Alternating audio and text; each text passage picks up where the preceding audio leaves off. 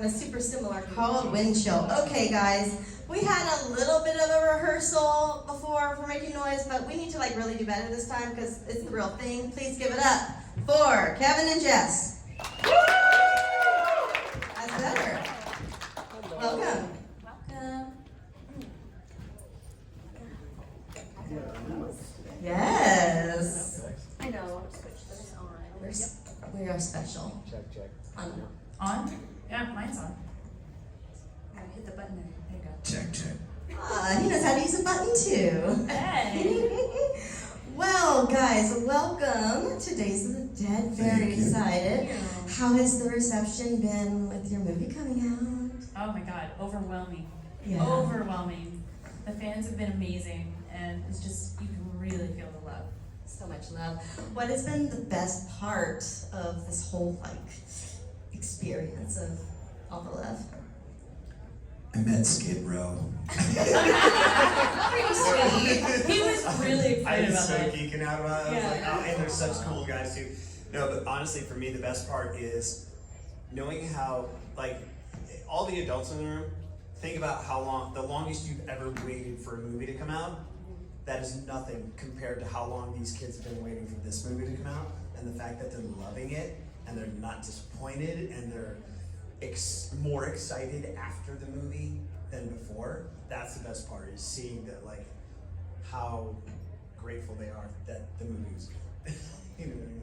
Yeah, and were you guys familiar with the video games before the movie? Yeah, I knew about it. I didn't play it though, because I don't do well with anxiety-inducing games. So I never played it, and then when this role came around, I was like, okay, now I have to really play the game. And it was probably not even 10 minutes in, and I was like, I can't do this. So then I started watching the YouTubers and all that good stuff. Yeah, I knew it was a game. My son had told me about it. He was 8 at the time, and it sounded familiar. And I was like, hey, you play Five Nights at Freddy's? He goes, no, but my friend Gage does. I was like, okay. And Andy, our friend, who's the stunt coordinator, who hired us on this, who put us in these roles, I said to him, I was like, yeah, we know it's good. I was like, all right, good, we're cool. And tell us a little bit, I'd love to go kind of back to the very beginning with you guys. Tell me how you got involved in acting and everything. You want to go first? You can go first. Okay. 1994, I was at the University of Illinois, and I always wanted to try acting, and so I took an acting class. I'm like, hey, this is pretty cool. And then I took another one, and then they were like, hey, you got to pick a major. I was like, I don't want to pick a major. They're like, you're a junior, you have to pick a major.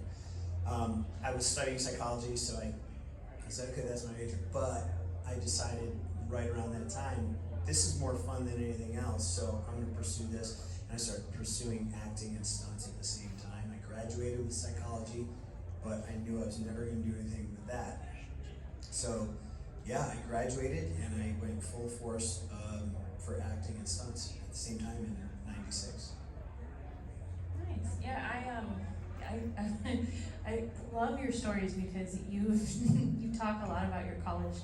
Kevin's told me a lot about his college years and the plays that he's been in.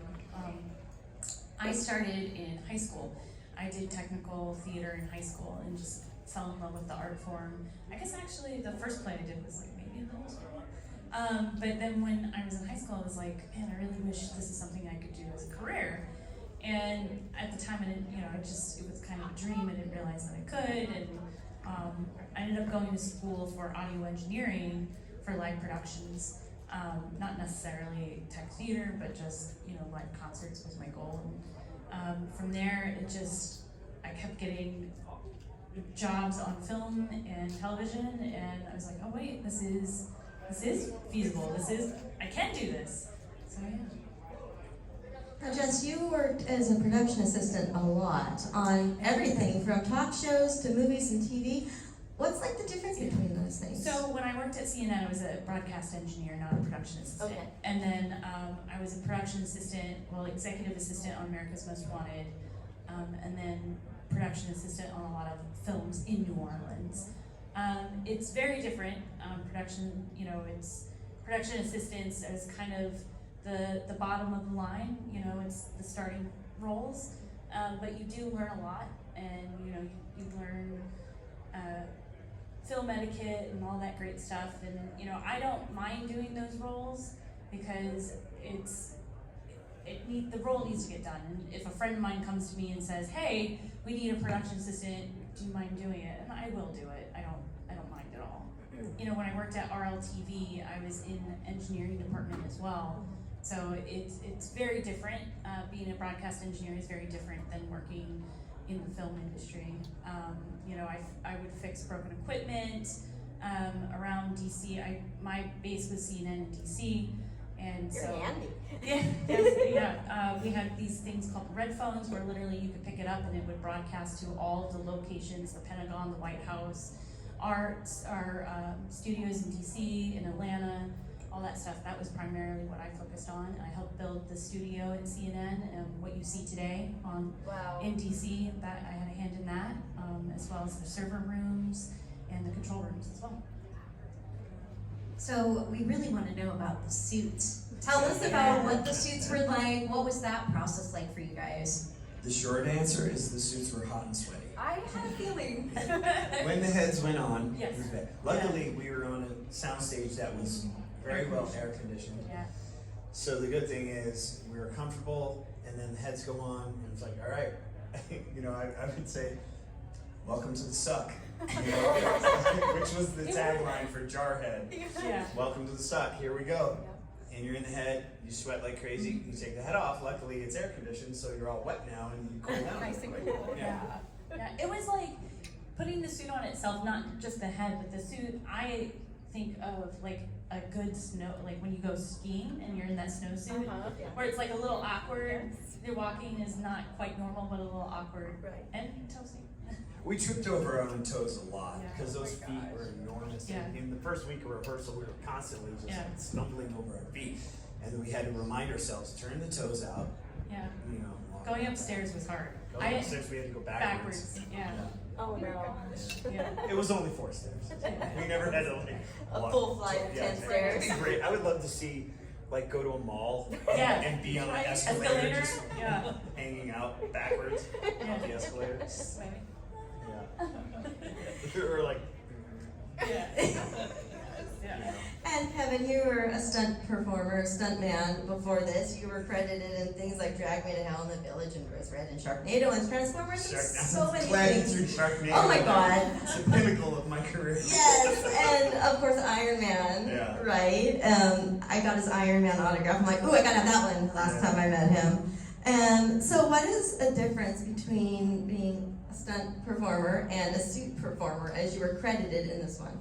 Yeah, it's weird. It's kind of a mix of stunts and acting and some other weird thing. It's such a unique thing being in creature suits. A big part of the job that you don't really get an appreciation for until you do it is how much interaction there is between the performer and the people who are building and maintaining the costumes. Because even something as simple as you've got one person working on you and they only have 2 hands, and so they're gluing stuff or blending an edge so you don't see a seam or whatever. Holding a hand out to hold the tray of glue is like immense for them. And it's like over 22 years I've been doing suit work, you learn that kind of thing. And the other big thing is when you're acting or doing stunts, you're performing with your body. You know, just through living, what your emotions look like from the outside. When you put on a new suit, you have no idea what your emotions look like from the outside. It's not like acting with your body or doing stunts with your body. It's like driving a vehicle. And that vehicle just happens to fit you more tightly than a car or a truck. And so you gotta learn. And that's why we relied on each other a lot. Me, Jess, Jade played Bonnie, and then Andy, the stunt coordinator. We had 4 weeks of rehearsal where we'd be like, I have an idea. How does this look? Like, no. It looks like, oh yeah, that looks good. This look, we would coach each other. Yeah. And we discovered this. People ask, what direction did you get with how to move it? Like, we didn't get, our direction was each other. Like, that looks robotic, that looks human. Anything that looked human went in the garbage. Anything that looked robotic, that was it. That was the note, is do not look like humans in suits. So we discovered how Freddy, Bonnie, and Chica moved through this 4-week rehearsal process. When you were rehearsing, like, did you rehearse the entire thing? You We know, in rehearsed rehearsals different to like bits. block it all out So individually? the first thing we did was walking, right? Yes. We walked. For, to no yeah, end. the first week was Like a whole definitely week we walking. just walked. We put way too much energy Were into you walking. sore? Oh yeah. Well, it was, you know, with the walking, we just didn't know what the walk needed to look like. Yeah. And we tried different forms, at least for Chico. We even tried one where it was like a chicken, you know, like a chicken walk. And it's like, no, that doesn't look great. But it was the more slower robotic stuff that we finally settled on. We came away, I feel like we came away from rehearsal having a few different walks. Yeah. And then Emma was like, no, this is the one that Yeah, want. we had options, Yeah, right? Yeah, and she really landed on yeah, the slower is better. And Yeah. even though like has everyone seen the movie? yes, oh, Okay. okay, good. Nobody here has not seen You it. know my Okay. answer. I told All you right. last So time. No spoilers. when we're walking at the end of the movie, it was a very slow, like Yeah, it was like a slower than that, I think. Wow. It it felt was slower. one step at a time. Yeah. And, yeah, it was slowed down even Yeah. from them because there was a I'm not gonna go. There was an emotional We'll see. reason for that. Yeah. I think anyway. Yeah, I don't know, but I said to Emma, I've like analyzed the whole script and where the characters were emotionally and every single move that they make in the movie. I charted last Christmas after I got the script. I literally made a chart. yeah. And I remember this chart. It was a couple of pages it long. was big. And It was then our Bible. I was talking to Emma and I was like talking about the motivation and their emotional place in this scene and why they would move different. And I said all this and I go, or am I overthinking it? She goes, I think you're overthinking it. Yeah. Like, yeah, better than underthinking it. Like, hold your chest, bro. Yeah. It's like, okay, well, we don't need that. But it did help because we used that in our rehearsal. Yeah. Where literally we're like, have we rehearsed this? And there were parts where when we were rehearsing stuff, we realized that we couldn't accomplish in the suits. And so the suit might need to be adjusted. Or we could say, this just is not something that we can realistically accomplish. And that chart that you did was very helpful. Yeah. It sounds like it was a really collaborative process between you guys as an ensemble and the rest of the team. Oh, Have you sure. guys ever worked in an environment like that before, where you guys are really kind of like creating this together, the walk together, the feel together? We were all worked together Yeah. before, so we were all friends Yeah. already, so that helped Yeah. a lot. Yeah, we just literally, it was like, we wrapped on Driver, which is now coming out. Parish. Yeah, well, I think is Parish now? Parish. Oh, It's called Parish. They changed it. We They work changed the under title titles. so many There's like this was Bad Cupcake. yeah. Yeah. The whole time it was Yeah. Bad Cupcake, but we knew it was Fighting Against Friends. Yeah. Sometimes the title changes. Sometimes they purposely have a different title Yeah. so people don't steal call sheets and sell them Yeah. on eBay. Yeah, but yeah, we had wrapped on Parish, and then it was like a month or two, and then it was like, all right, you're going out to LA, go see Kevin, we're gonna go do a fitting. He's like, oh, okay. Sorry. And were there any scenes that were particularly challenging? For me, it was what you don't see is in the fort building.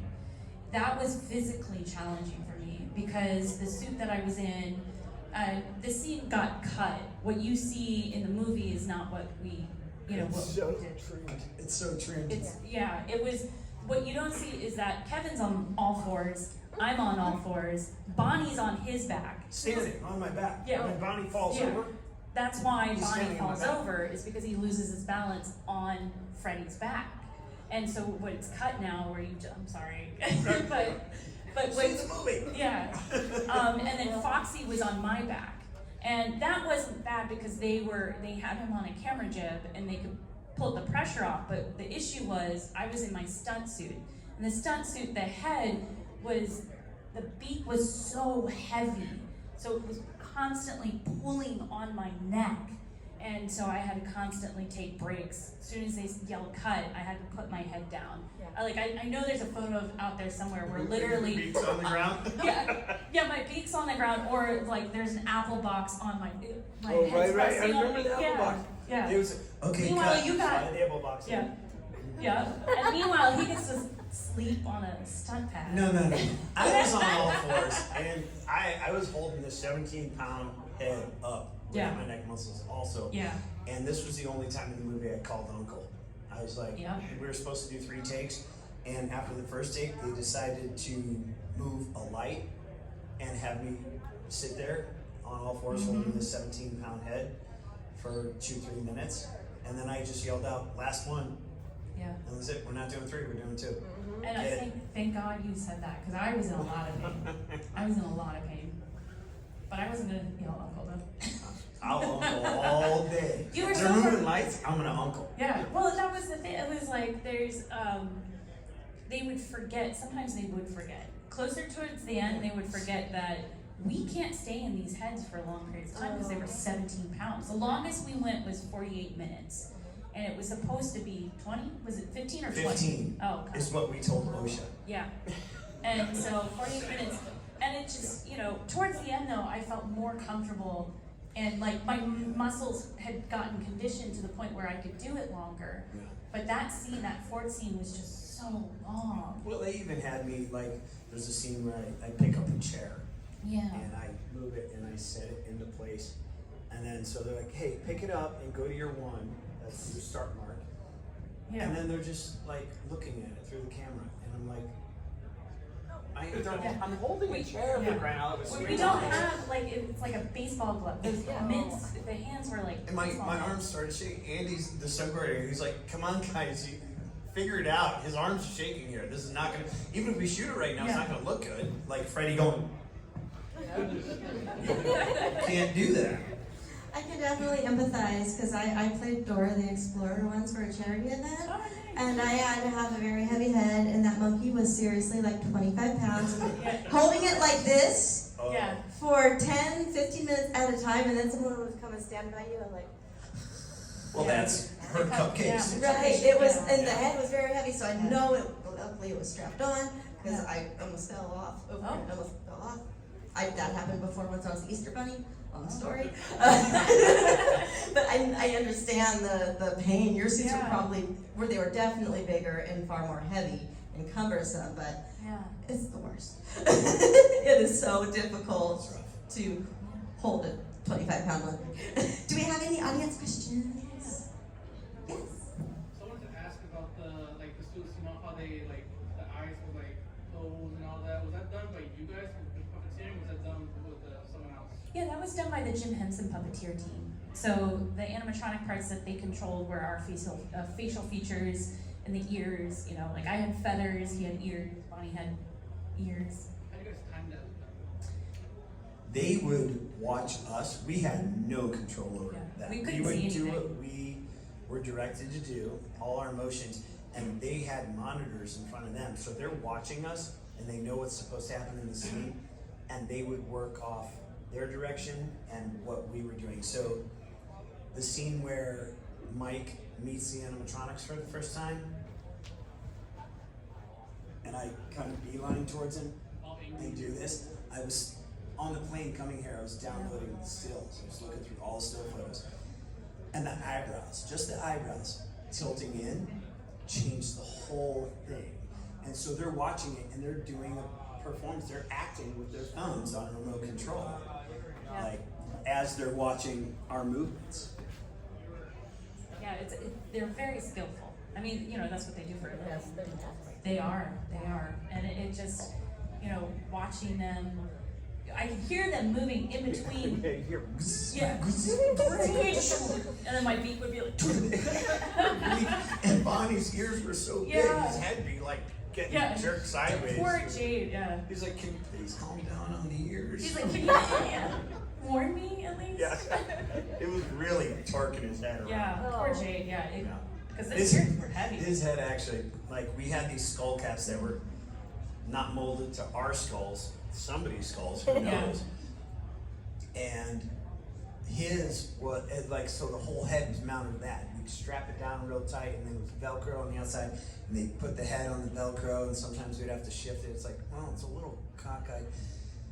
Something was pressing on a nerve in his head. There were times where his skull went numb, and he was like, I can't feel my head, guys. I was like, Jade, are you okay? He's like, no. No, I didn't hear it. He wouldn't say no. No, He he was was like, like, nah, call uncle. I'll call uncle. Yeah.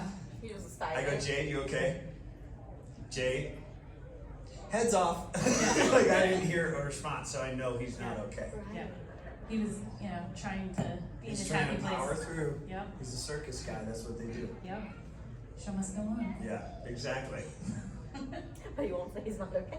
He won't say, So- like, he would literally rather not speak than say, I'm not okay, I need a break. Yeah. And I knew that about him already. That's why I'm like, okay, if he's not answering, we're done. He's not okay. He's not okay.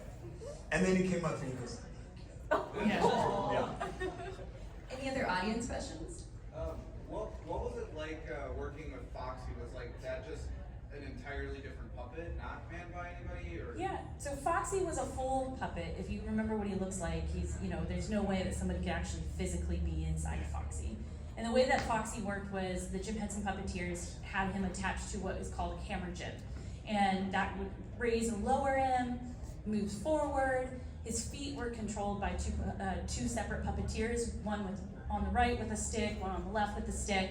Same thing with his hands, different puppeteers, and then there was a puppeteer controlling his facial features. So it was a full team. That's my another question right there, young lady. Yeah, you. Yes. Yes. Did Mr. Cupcake have a soul? We get that question a lot. And I don't know the lore enough to answer that, and I didn't ask Scott. That is definitely a Scott question.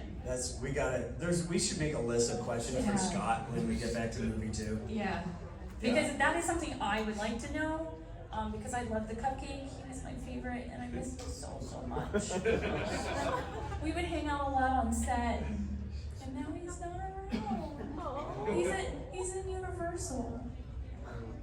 He might be on his way to Scott's house too. Oh, that's true. I don't know. He's living a happy life. Yeah. He's doing all right. Yeah, he's doing quite fine. He's getting fed well. Yeah. All the human flesh he can eat. All the faces he wants. Yeah, right here. Was there any other audience questions? Was there any scenes in particular where you found it difficult to act robotic enough? You were acting too human. There was some stuff that took some figuring out. So like changing directions was hard. We even played with things like, okay, if we're facing here and we gotta go that way, is there a thing where we go Yeah. and Like a that's little waddle. too goofy. So what I ended up doing is when I would land, since they're a lot of times they weren't seeing my feet. So I would land like this, prepping for my next move. Nice first position there, sir. Thank you very much. This really hurts. and then when it's time to move, I go, and then all of a sudden I'm in motion, so it didn't have this awkward thing. But that's the kind of thing we figured out through rehearsal, and then even in shooting, it's like you do a take and go, oh, that felt like crap. How do we fix this? And then you just, you set up. Understanding what the camera's seeing, understanding what your next move is, what your previous move is. But even in the scene where Mike meets us for the first time, I was in first position. It's hard enough to stand still with your feet forward. When you're in first position, in a creature costume, and your head is 17 pounds, trying not to move like this is a bear. So, yeah, it was. Did you intend that fun? Yeah. But yeah, that was rough.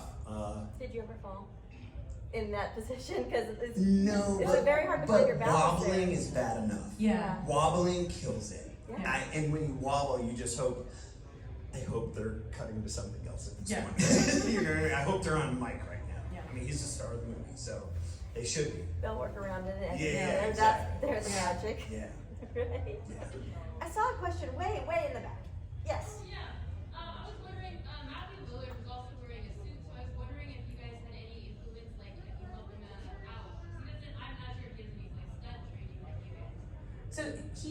stunt double. That was Mike Gaines. So, but he was in his suit. You know, he was on set. He wasn't on set for long. 3 days? 2 days? Gosh. He was in the restaurant. The restaurant, I think it was Yeah. only 1 day. Oh God, was it I only think. 1 day? I thought it was 2. We only worked with him 1 day. Oh, Just that scene. It was a long day. it was a long day. Um, God, I don't. but he didn't really do any stunts. Yeah. So he had the costume, and that costume was way more mild than our costumes. I actually, was all before foam. his double Mike got into town, we had to do some rehearsal, and I'm about his size, so I put on that costume. And I was like, God, I wish ours were like this. This is amazing. It was like wearing pajamas. Yeah, it was cake compared to our costume. So he didn't really need any training for that. He did do, I mean, like when he kind of scrunches down and enters, that was him. So the parts that, like the fight scene, that wasn't him, that was his stunt double. And what? Oh, sorry. I Go started ahead. pointing I'm at people. you. Go ahead. Do you have any idea what the costumes were actually made of? Yeah, they were made out of foam. So the base of the costume from the neck down was all foam. And we actually had tennis shoes in our shoes. And then the heads were made out of fiberglass, and the servos, the animatronic parts, and you know all that were inside the heads. Go ahead.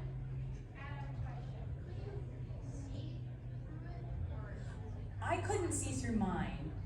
but- We would look through the mouth. That's where our eye level was. And so when they would open the mouth, we could see. You could see.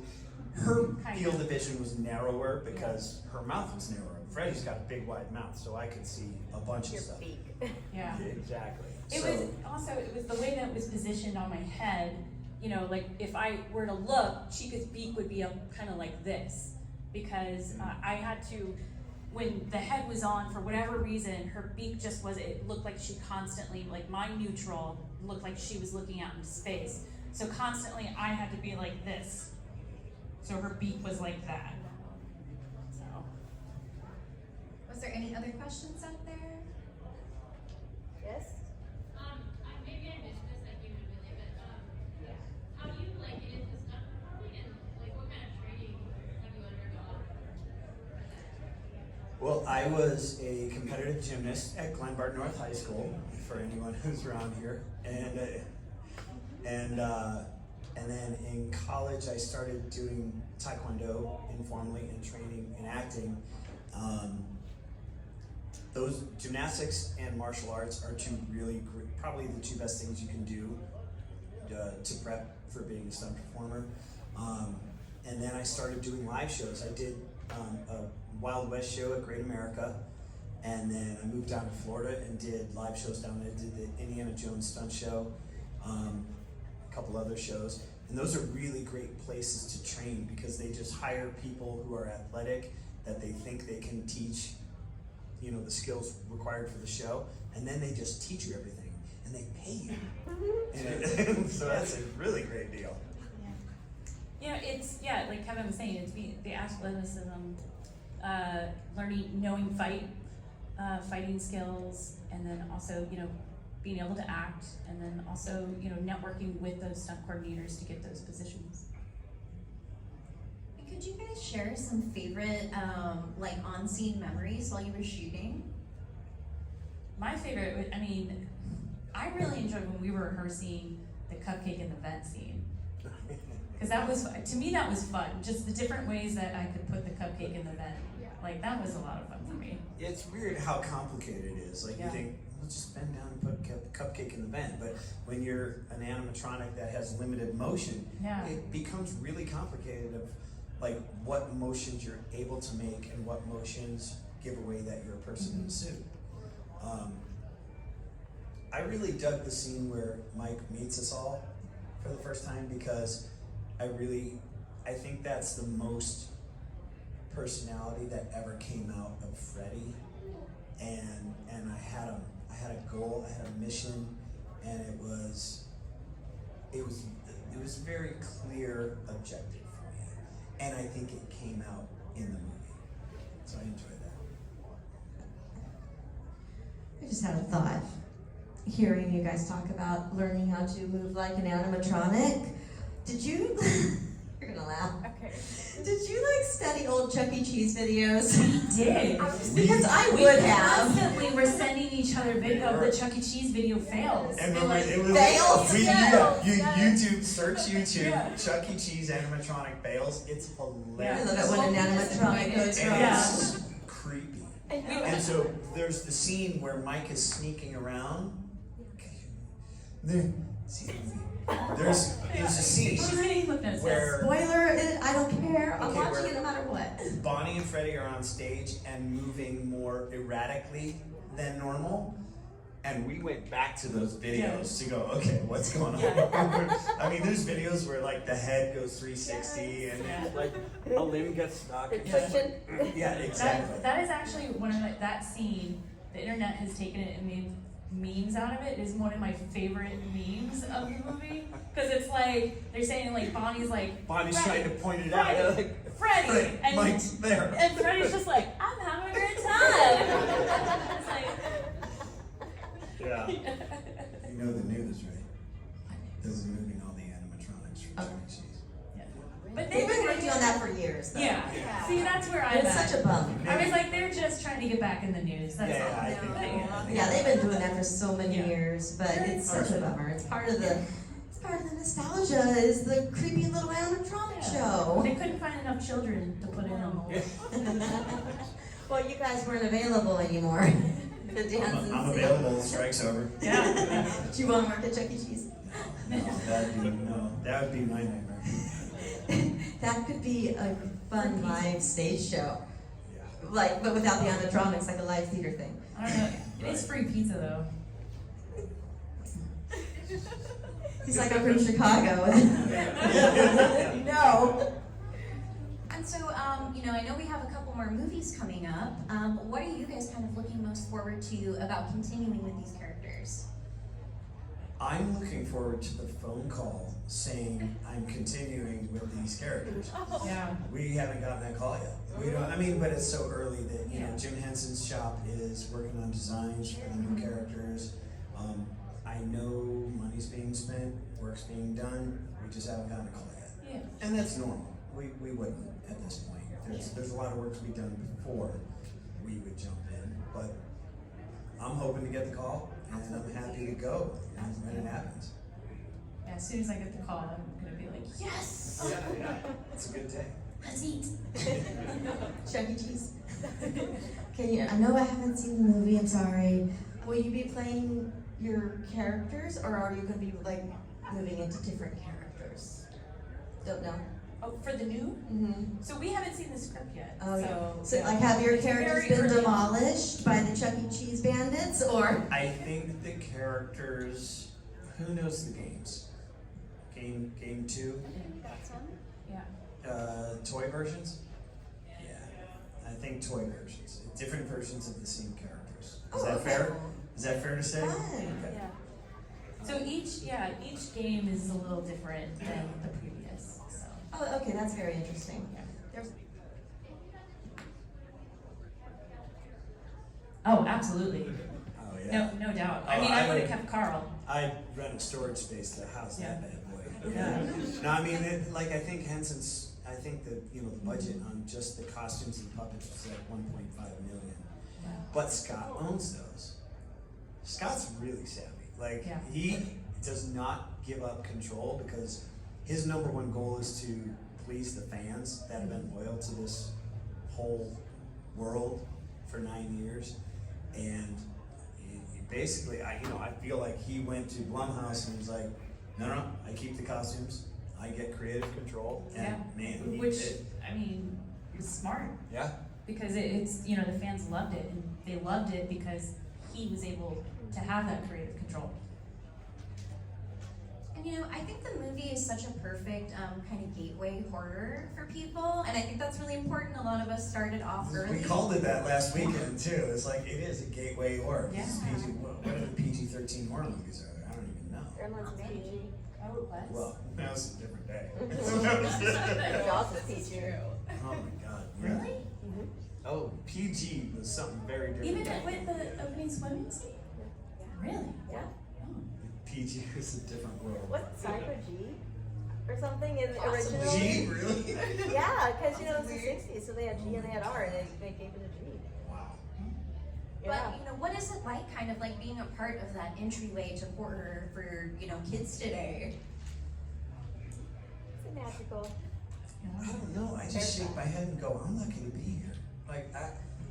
And the fact, I got this job, and in December I got the call. I was like, okay, great. I'm working in January. When you're in the movie business, you do a job and then you're unemployed again, and you don't know where your next paycheck's going.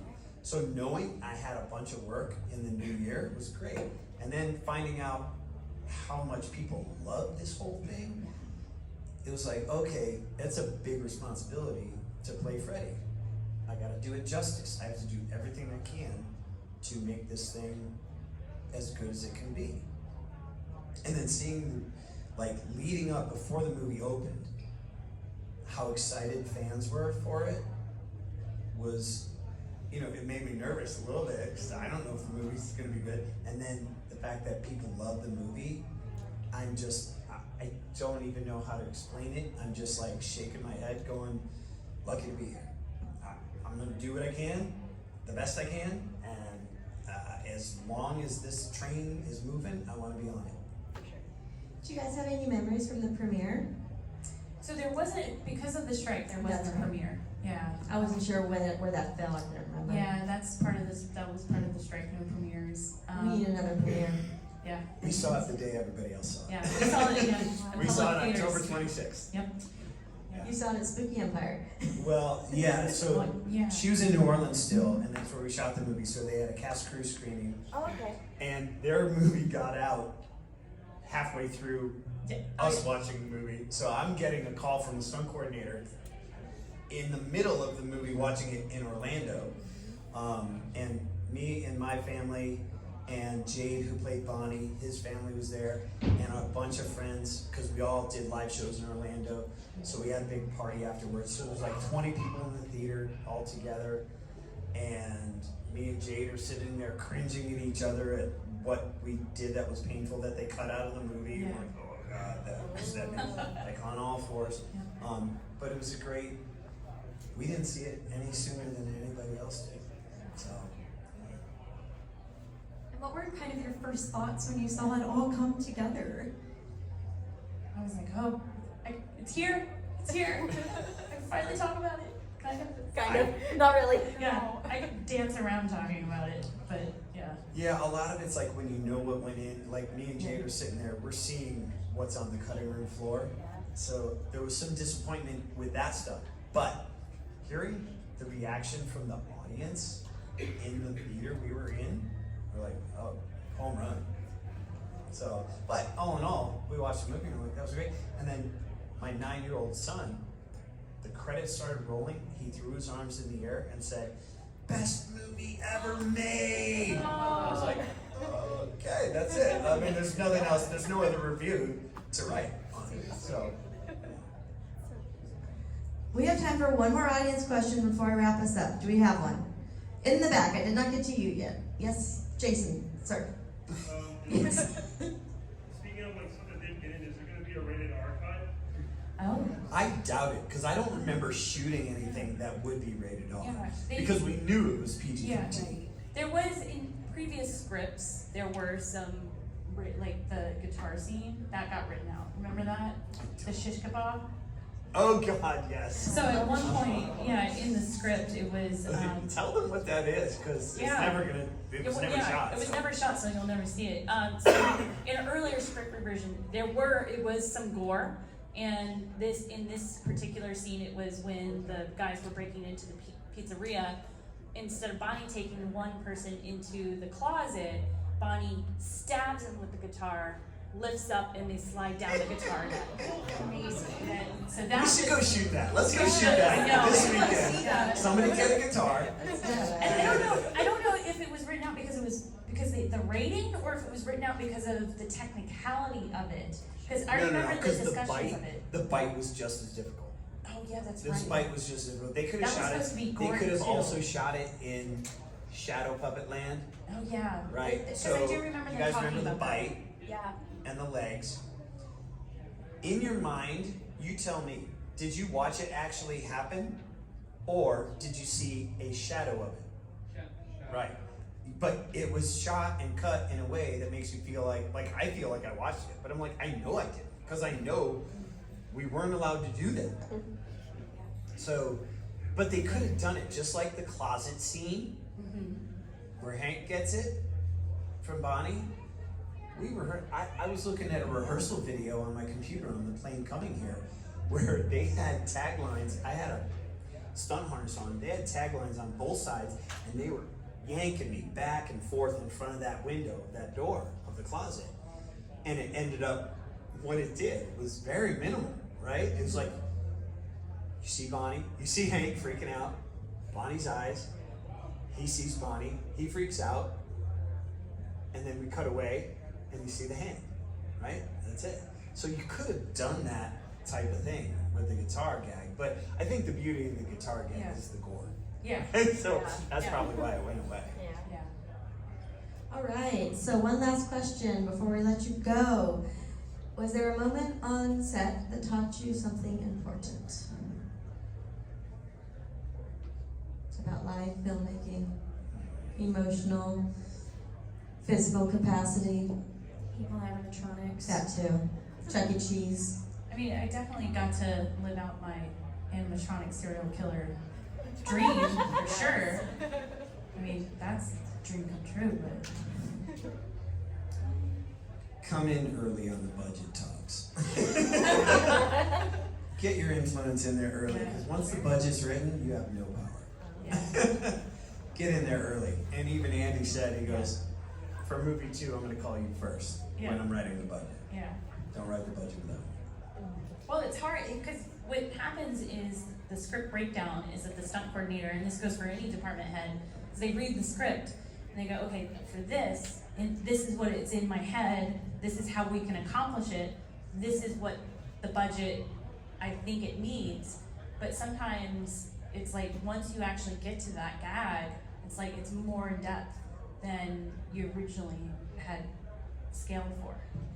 And sometimes they want bigger, and then you gotta change the budget to match that as well. All right, that's all the time we got. Thank you guys very much. Give it up.